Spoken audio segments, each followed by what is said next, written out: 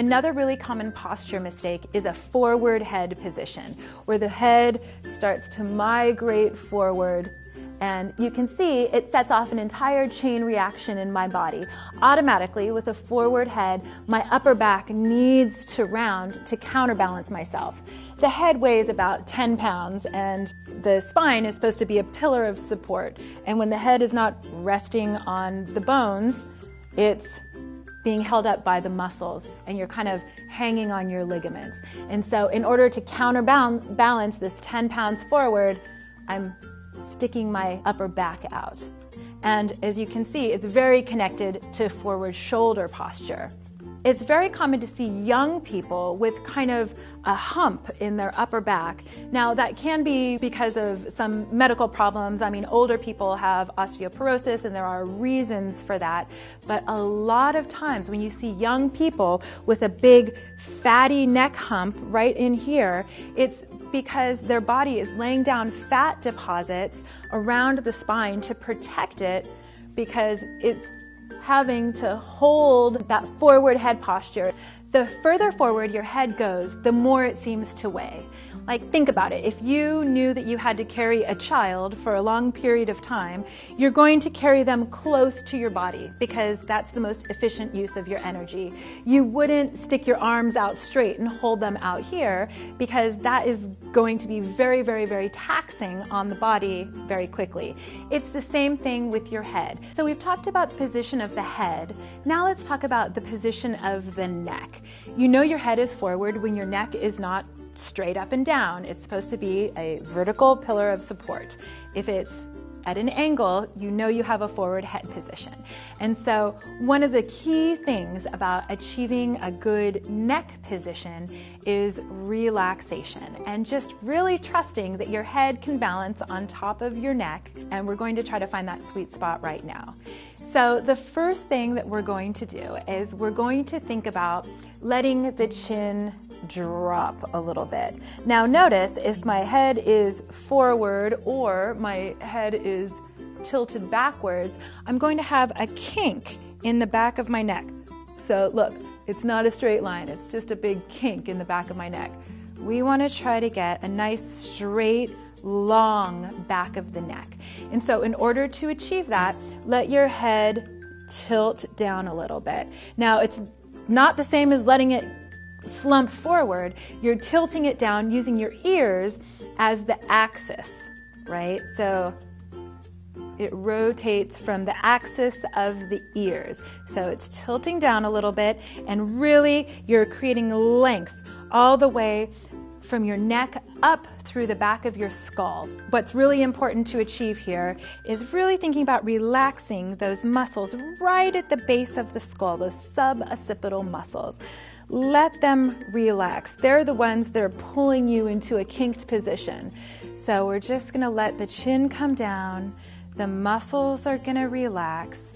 You might want to do a few shoulder rolls here, and you're going to take a couple deep breaths. Forward head posture is very, very often connected to forward shoulders and a very tight chest. And so in order to get that head to get back into alignment, we need to open that chest. And so that's what this next series of exercises is designed to do. So the first stretch we're going to do needs a prop. So I'm going to use a dog leash, but you can also use a bath towel or really anything else you have. So I'm going to take a nice wide grip on my leash here. And the main thing about this stretch is that I need to keep my elbows straight. So really think about keeping your elbows straight. Lift your arms up. And here's the point where everyone bends their elbows. Fight to keep them straight. If you can't bring your arms back any more than this, your grip is too narrow, so let go and take a wider grip. But we're bringing the arms up and over, keeping the elbows straight. Now, another common mistake is arching the upper back and the lower back, just arching the back, when you're about at this point. So keep yourself upright. Here we go, all the way up and over. And once you've done a couple, you might want to try scooching your hands a little closer together. And trying again, you'll get a little bit more of an intense stretch. Now, the perfect time to do this is after you've had a shower. You've got the towel in your hands anyways. Just do a couple of these.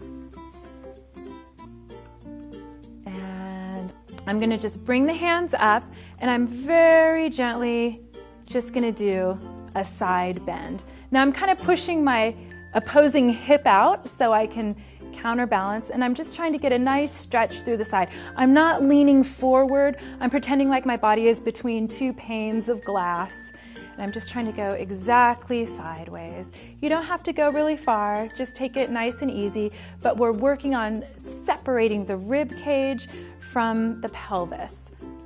Just getting a nice opening. Let's do one more time on each side.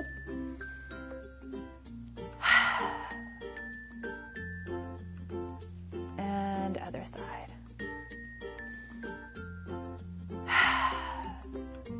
Good.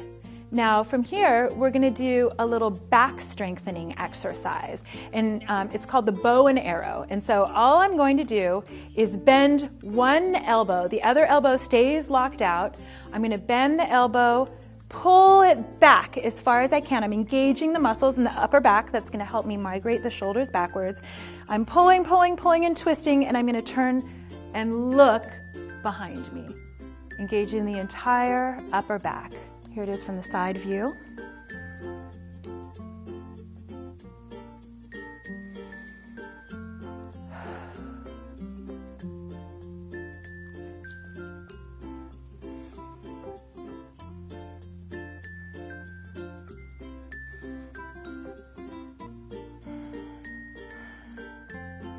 Good. When you're done with those, shake it out a little bit.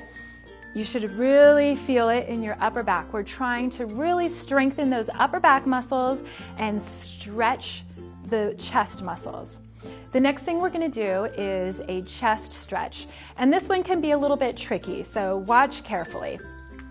I'm going to take the leash behind me. Let me roll up my sleeves so you can see, and I'm going to have my knuckles forward, okay? That's the number one first thing.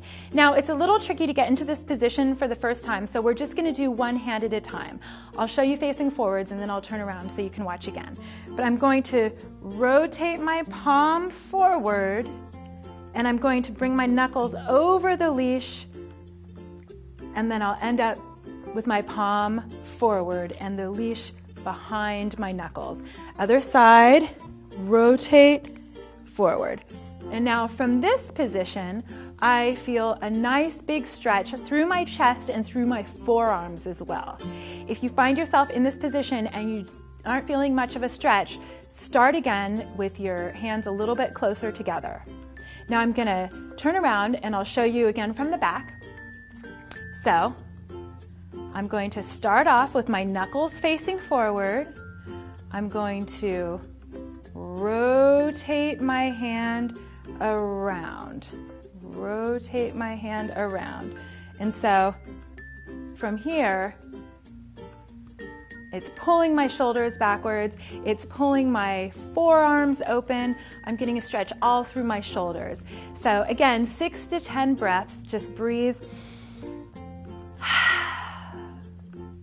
And when you're finished, you just release and do a couple shoulder rolls and feel the positioning of your shoulders. Feel if you're a little bit more open in the chest.